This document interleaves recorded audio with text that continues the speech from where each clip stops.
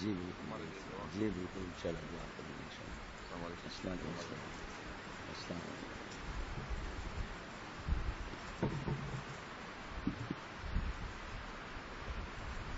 بسم اللہ الرحمن الرحیم، نحمدہ و نصلی علی رسولہ الکریم۔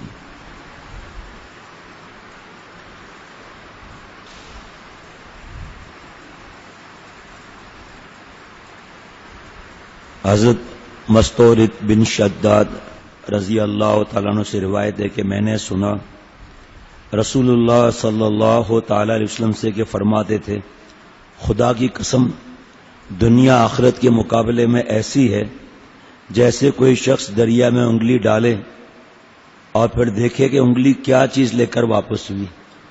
قسم کھا رہے ہیں اللہ کے لاڈلے نبی صلی اللہ تعالی علیہ وسلم، یعنی پانی کا کتنا حصہ انگلی میں لگا۔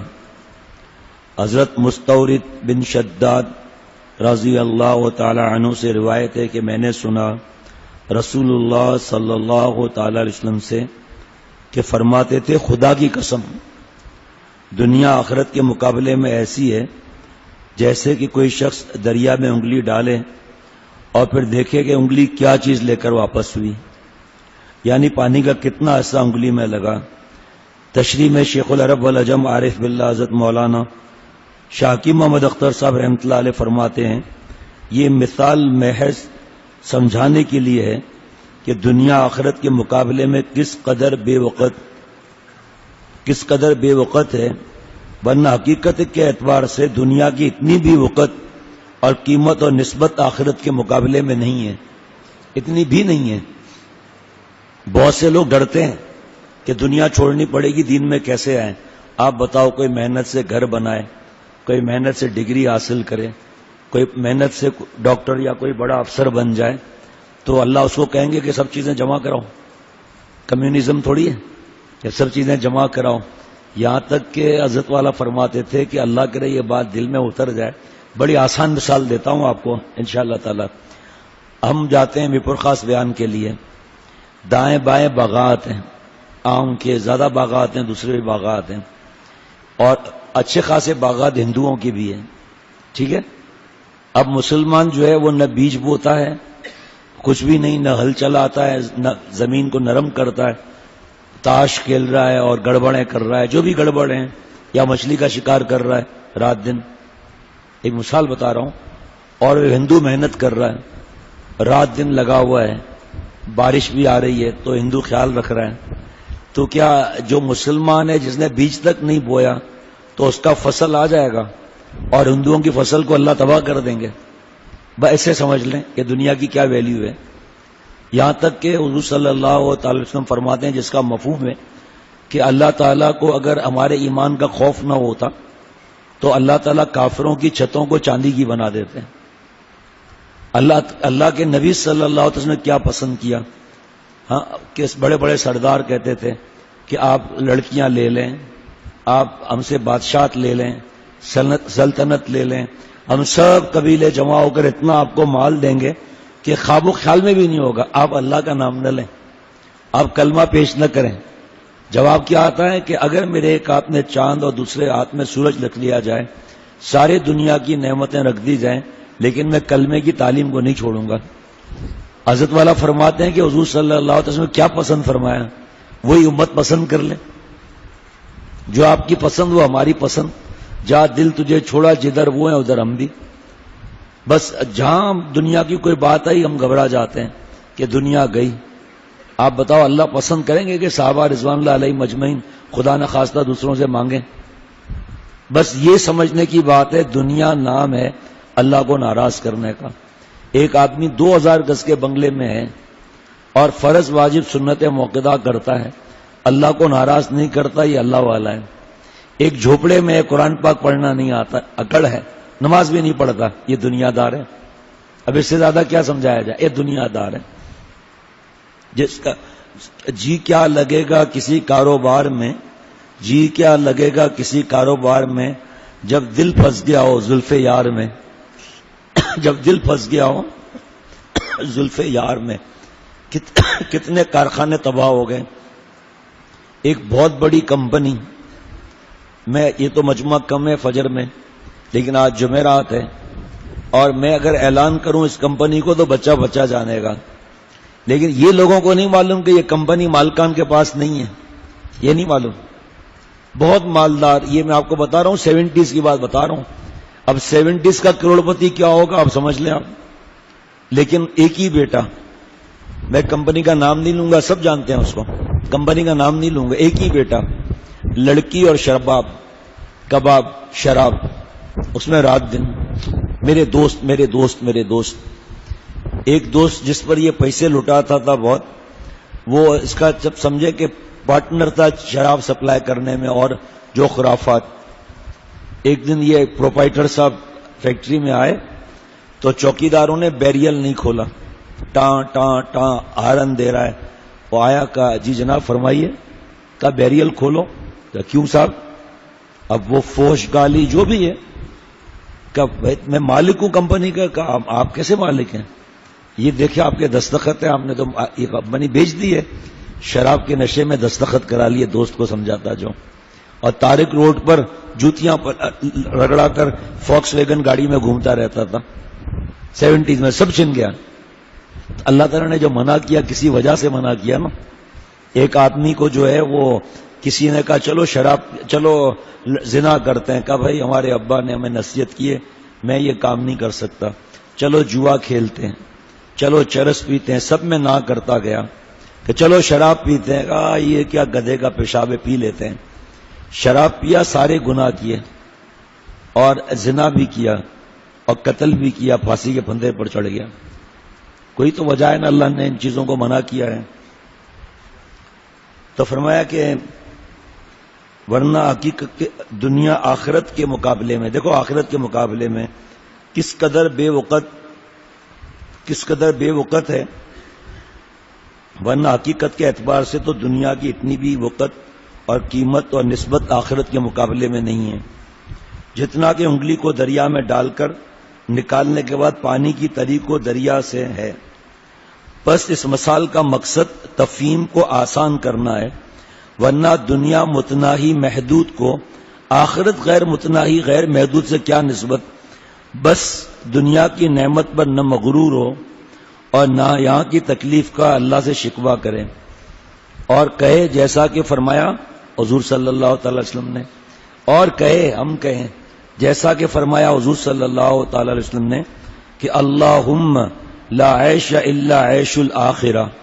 یہ کلمہ آپ نے 2 مرتبہ فرمایا، ایک یوم الاحزاب میں اور دوسرا آخری خطبہ جو دیا، جس کا ترجمہ ہے کہ نہیں ہے کوئی عیش مگر آخرت کا عیش. یہ وہ واقعہ ہے غزوہ خندق میں جب حضور صلی اللہ تعالی وسلم کی خدمت اقدس میں صحابہ آئے اور عرض کیا کہ ہمارے پیٹ سے پتھر بندھے ہوئے، بھوک برداشت نہیں ہو رہی. حضور صلی اللہ علیہ وسلم نے اپنا شکم مبارک اٹھایا، 2 پتھر بندھے ہوئے تھے. صحابہ سمجھ گئے اب کیا بات کریں. کہ نبی صلی اللہ علیہ وسلم دعا دے دیجئے. اب آپ اور ہم تو قرآن پاک اور حدیث پاک پر ایمان لاتے ہیں، جو سادہ ہوگا وہ کہے گا کہ دعا یہ ہونی چاہیے کہ اے اللہ آپ نے حضرت موسیٰ علیہ السلام کی امت کے لیے آسمان سے من و سلوہ اتارا، میں تو آپ کا لاڈلا ہوں، آخری نبی ہوں، انبیاء علیہ السلام کا سردار ہوں، میرے صحابہ کے لیے آپ آسمان سے کوئی ڈش بھیج دیں. آپ بتاؤ بریانی آتی نہیں آتی؟ یہ دعا وہی ہے جو حضور صلی اللہ علیہ وسلم اس وقت پڑھی، اللہم لا عیش الا عیش الآخرہ. اے اللہ عیش تو آخرت کا عیش ہے، دنیا کا تو کوئی عیش نہیں. صحابہ رضوان اللہ علیہ مجمعین بس ٹھیک ہے، مطمئن ہو گئے. آج جتنا پیسہ آ جائے اپنے اولاد پر کیا، بیوی بچوں پر خرچہ نہیں کرتے، اپنے خاندان کی بہو بیٹیاں، اپنے خاندان کے ماموں چاچا جو بھی رشتہ دار ہیں وہ بیچارے تکلیف میں، لیکن مجال ہے کہ کوئی نکل جائے آگے. بلکہ قرضہ بھی ہوگا تو اس کو نکالنے کے لیے گالیاں دیں گے، 10 باتیں سنائیں گے. حضرت جابر رضی اللہ تعالیٰ عنہ سے روایت ہے کہ رسول اللہ صلی اللہ تعالیٰ علیہ وسلم ایک بکری کے بچے کے پاس سے گزرے جس کے کان چھوٹے یا کٹے ہوئے تھے اور مرا ہوا تھا. کیا یہ کتاب ہے؟ یقین کریں ایمان تازہ ہو جاتا ہے. کتنے گھروں میں، فیکٹریوں میں، مسجدوں میں یہ ایک حدیث پاک روز پڑھی جاتی ہے الحمدللہ. 2 پڑھنا کوئی جرم نہیں ہے، لیکن بتا رہا ہوں ایک پڑھی جاتی ہے حدیث پاک. بکری کا بچہ جس کے کان چھوٹے یا کٹے ہوئے تھے اور مرا ہوا تھا، ارشاد فرمایا تم میں سے کون پسند کرتا ہے کہ اس کو 1 درہم کے عوض لے لے؟ 1 درہم، مری ہوئی بکری کا بچہ، کان کٹا ہوا چھوٹا. صحابہ رضوان اللہ علیہ مجمعین نے عرض کیا ہم اس کو کسی چیز کے بدلے میں نہیں لینا چاہتے. آپ صلی اللہ تعالی وسلم نے فرمایا قسم ہے اللہ تعالیٰ کی، یہ دنیا اللہ تعالیٰ کے نزدیک اس سے بھی زیادہ ذلیل ہے. بکری کا بچہ، بکری بھی نہیں، بکری کا بچہ، یہ ساری جتنی تباہیاں ہیں نا، یہ زنا، یہ شراب، یہ سود، یہ رشوت، سب کے سب یہ سب فساد یہی ہے. ایک آدمی ڈاکہ مارا کرتا تھا، ایک دن ایک اللہ والے پر خنجر نکال دیا، پہلے وقتوں کی بات ہے، کہ چلو پیسے نکالو. کہا بھائی میرے پاس کیا ہوگا، زیادہ باتیں نہیں، پیسے نکالو. کہا یہ ہدایت کا فیصلہ ہوتا ہے نا، سن لے دوست، جب ایام بھلے آتے ہیں گھات ملنے کی وہ آپ بتلاتے ہیں. کہا یہ بتاؤ آپ یہ ڈاکہ مارتے کس لیے ہو؟ کہا میرے بوڑھے ماں باپ ہیں نابینا، اور میری بیوی ہے، بچے ہیں، کیا ان کو معلوم ہے کہ آپ ان کو حرام کھلاتے ہو؟ بس چوٹ لگ گئی. کا کیا مطلب؟ کا ایک لقمہ حرام کا 40 دن والی اخلاص کی عبادت کو لے جاتا ہے. میرے تیرے پاس 1 دن کی 1 وقت کی اخلاص کی عبادت ہے؟ کہا ان کو بتاؤ تو صحیح کہ آپ کیا کرتے ہو. کہا آپ پھر بھاگ گئے تو؟ کہا کبھی اعتماد کرو، یہ میں دائرہ کھینچتا ہوں، مسلمان ہوں، اس دائرے سے نہیں نکلوں گا، جاؤ. بس ہدایت کا فیصلہ تھا. گئے، کھٹکا ہوا، بوڑھے بابا نے پوچھا کیا ہوا؟ کون؟ کہا آپ کا بیٹا. ارے بیٹا آج جلدی کیسے آ گئے؟ تو کہا ابا کام ختم ہو گیا. اتنے برسوں میں کبھی نہیں پوچھا. اس دن پوچھا کون سا کام ختم ہو گیا؟ کہ میں ڈاکے مارتا ہوں اور آپ لوگوں کو پیسے دیتا ہوں. اب جناب اماں بھی آ گئی آواز سن کر، دونوں بوڑھے ماں باپ رونے لگے کہ ہم نے تجھے حلال کھلایا، تو ہمیں حرام کھلا رہا ہے. یہ دوسروں سے ہم آگے بڑھ جائیں. حضور صلی اللہ علیہ وسلم کی حدیث پاک نہیں ہے کہ دین میں اپنے سے اونچے لوگوں کو دیکھو جو آگے بڑھ رہے ہیں، دنیا میں اپنے سے کم نعمت والوں کو دیکھو. تمہاری عقل نہیں ہے؟ کب بس ہمیں چھٹی کراؤ، ہم بوڑھے تمہارے ماں باپ ہیں، نابینا ہیں، لیکن برتن تو صاف کرتے کر سکتے، کپڑے تو دھو سکتے ہیں، ہم آج کے بعد تمہارا حرام لقمہ نہیں کھائیں گے. پیچھے مڑا، بیوی کھڑی ہوئی تھی، بچوں کے سر پر ہاتھ، آنکھوں میں آنسو، کہ آپ مجھے تو فارغ کر دیں، میں بھوکے مر جاؤں گی، لیکن اولاد. یہ تو اس وقت کیا دور ہے، اس وقت کیا دور تھا، کس طرح ایک دوسرے پر فدا ہوتے تھے، مددیں کرتے تھے، ان کو ہدیہ دے کر دکانیں چلواتے تھے. اگلے سال وہ خود زکوٰۃ دے رہا ہے. تو کہا کہ آپ مجھے ابھی فارغ کریں اور میں اپنے بچوں کے اور اپنے پیٹ میں حرام نہیں ڈالوں گی. کہا آپ کو کہیں جانے کی ضرورت نہیں ہے، آج کے بعد حرام نہیں کھاؤں گا. وہاں پہنچ گئے، اللہ والوں کے پیروں پر گر گئے. کہا بتاؤ کرنا کیا ہے؟ کرنا کیا ہے؟ سچی توبہ کرو، اللہ کو راضی کرو، تمہاری قسمت میں جو لکھا ہے اب تمہاری مرضی، حلال طریقے سے حاصل کرو یا حرام سے کرو. جو لکھا ہے اسے اوپر نیچے تو نہیں ہوگا. مٹھی بند ہے، ہمیں پتہ نہیں ہے کہ مٹھی میں کیا ہے، اس کی محنت ہے کہ مٹھی کھولے، بس میں پتہ نہیں ہے کیا لکھا ہے. بدکار عورت کے دماغ میں یہ ہے کہ بدکاری سے رزق ملے گا، اس کو ملے گا ہی، جیسا ہمارا اللہ سے گمان ہوگا ویسا ہوگا. مجھے ایک دبئی میں تاجر ملے، ادھار ادھار ادھار ادھار، دماغ چٹنی بن جاتا ہے. کہ بھائی ہم تو کیش پہ بات کام کرتے ہیں. میں کہ دبئی میں کیش کہاں؟ میں اللہ سے کہتا ہوں کہ یا اللہ چٹنی روٹی چاہیے پر ادھار نہیں، نقد. کہ میں اللہ سے روز مانگتا ہوں صلاۃ الحاجات پڑھ کر، روز اللہ میرا کام بناتے ہیں.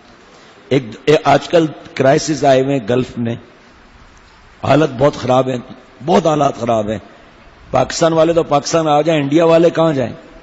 انڈیا میں اتنی آسانیاں تھوڑی ہیں سب کے لیے، کوئی غلامان ہے مسلمانوں کے لیے. تو بہت حالات خراب ہیں. کرایہ، گھر کرایہ کا، ارباب کا کرایہ، دکان کا کرایہ، جناب یہ فیس یہ فیس یہ فیس یہ فیس، پتہ نہیں کیا. انکم ٹیکس نہیں ہے، کہتے ہیں انکم ٹیکس نہیں ہے، تو انکم ٹیکس کا باپ ہے. ذرا سی بات پر چالان، ذرا سی بات پر فائن، ذرا سی بات پر یہ کارڈ 200 درہم، یہ کارڈ 100 درہم. ٹھیک ہے، تو بہت حالات صحیح نہیں ہیں. ایک دوست کے بھی حالات ایسے ہی. تو بھائی میں تو سمجھ میں نہیں آتا کیا کروں. میں نے کہا دیکھ لیں تقویٰ پر لقوہ تو نہیں گرا ہوا. کہا بالکل ایک آرڈر بھی نہیں ہے. میں نے کہا ہمیں آرڈر سے واسطہ نہیں ہے، ہمیں اللہ کے جو حکم ہے وہ تقوی، اور اللہ نے تقوی پر جو انعامات فرمائے ہمارا اس پر ایمان ہے کہ اللہ رزق وہاں سے دیں گے تو گمان بھی نہیں ہوگا۔ 3-4 آرڈر مل چکے ہیں، اور کل مجھ سے بات کر رہا ہے کہ آج عید ہے، کل ناممکن آرڈر ملا، کل سپلائی ہوئی عید سے ایک دن پہلے، اور کل پیسے بھی مل گئے۔ کیا تقوی! بس اللہ تعالیٰ مجھے ہم سب کو عمل کرنے کی توفیق عطا فرمائے۔